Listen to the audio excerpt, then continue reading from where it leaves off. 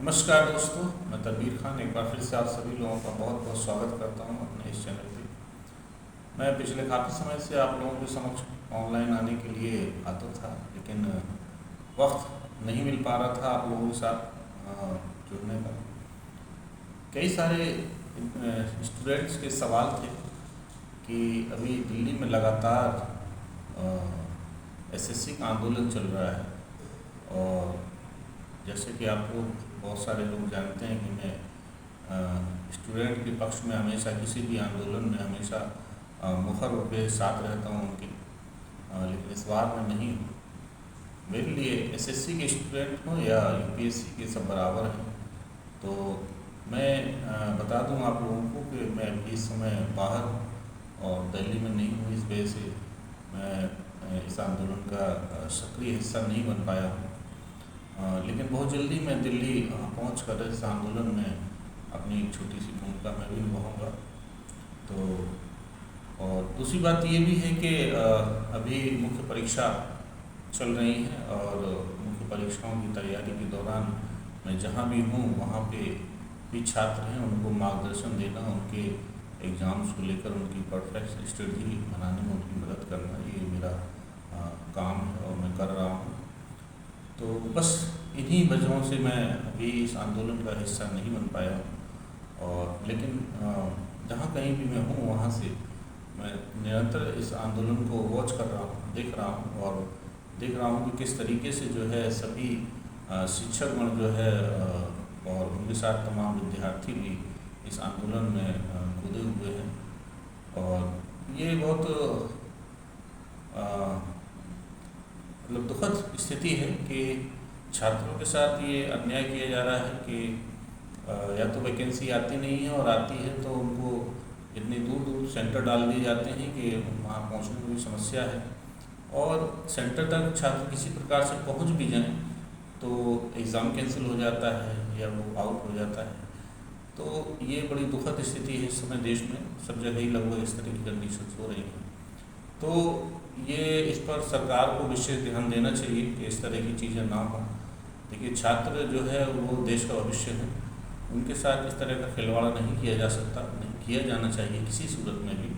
और ये सारी चीज़ें बड़े दुखद जो है चीज़ें हैं, ये सब नहीं होना चाहिए, लेकिन फिर भी ऐसा हो रहा है। तो जो भी सरकार है और सरकारी एजेंसियां हैं, हम उम्मीद करते हैं कि वो इन सभी समस्याओं को वो बहुत ज़्यादा गंभीरता से लेंगी। एक बड़ी दुखद चीज़ ये भी हुई है इस बार आंदोलन में कि जो दिल्ली रामलीला ग्राउंड में छात्र और जो शिक्षक हैं आंदोलनरत थे, उनके साथ बड़ी बर्बरता की गई। इस बार उनको जबरन वहाँ से हटाया गया, मारपीट की गई, कई छात्र गंभीर रूप से घायल हुए, कई शिक्षकों की चोटें हैं। ये बड़ी अजीब स्थिति है, और बहुत ज़्यादा एक लोकतांत्रिक देश में इस तरह की चीज़ें नहीं होनी चाहिए किसी भी सूरत में। और पुलिस को बिल्कुल भी राइट नहीं है इस तरह की चीज़ें करने का, और जो भी पुलिस वाले हैं उनको भी ये सब करने से पहले सोचना चाहिए कि जिन लोगों के ऊपर वो लोग इस तरह की बर्बरता कर रहे हैं, वो लोग इस देश का भविष्य के निर्माता हैं, इस देश के निर्माण में उनका अहम योगदान है। वो लोग भी किसी न किसी शिक्षक से, मैं तो ये भी सुना हूँ कि वो जो भी पुलिस वाले हैं वो सभी दिल्ली मुखर्जी नगर से ही पढ़ लिख के जो है वो पुलिस में आए हैं, भर्ती हुए हैं।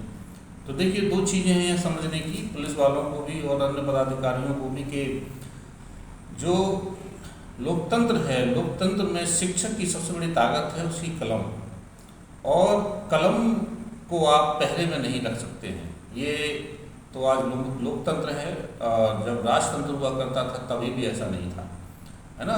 तो वो लोग जो दरबारी इतिहासकार या दरबारी कवि हो जाते थे, उनके इतर भी इतिहास लिखा गया, और उन लोगों ने जो मुखर होकर जो चीज़ें लिखी वो आज तक मौजूद है कि किस राजा ने क्या कहा। तो कलम पर पहरा नहीं लगाया जा सकता, और जो व्यक्ति कलम पर पहरा लगाने का प्रयास करता है वो नितांत मूर्ख व्यक्ति है, चाहे वो किसी भी पद पर बैठा हुआ हो।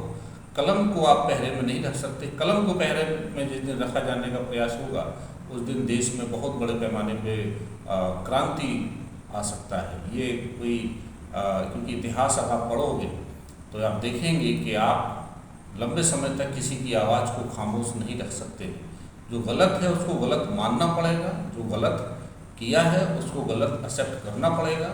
और जिन लोगों ने इस तरह की बर्बरता की है आंदोलन में शिक्षकों के साथ, छात्रों के साथ, वो नितांत दोषी हैं, उनके खिलाफ सख्त कार्रवाई हो। जिस व्यक्ति का वो ऑर्डर को फॉलो कर रहे थे वो व्यक्ति दोषी है, उसके खिलाफ कार्रवाई हो। ये बहुत ज़रूरी है ताकि हमारा ये लोकतंत्र बचा रहे, लोकतांत्रिक व्यवस्था बची रहे, लोगों के अधिकार बचे रहे, संविधान बचा रहे और एक समस्त जो ये स्वस्थ व्यवस्था है ये इसी तरीके से अनवरत जिस तरह से चलती आई थी वैसे चलती रही। अपनी गलतियों को छुपाने के लिए लोगों का सहारा लेना, दूसरे कंधे पर बंदूक रखकर अपनी गलतियों को छुपाने का प्रयास करना, है ना, ये बिल्कुल भी सही नहीं है। प्राचीन काल की एक कहावत है जो हजारों साल से चली आ रही है कि ताना मार लो जाल में फांस लो। ये चीज़ अब दुनिया समझती है कि अब लोग उतने बेवकूफ़ नहीं रहे हैं।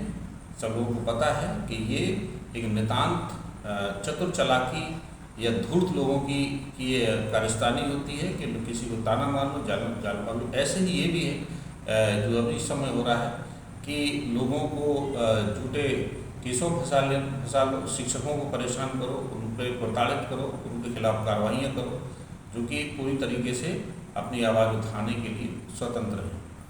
ठीक है, तो वो लोग, प्राधिकारी लोग जो शिक्षकों की आवाज़ दबा रहे हैं या उनका जो इस तरह का प्रयास चल रहा है, ये नितांत आलोचना के योग्य है।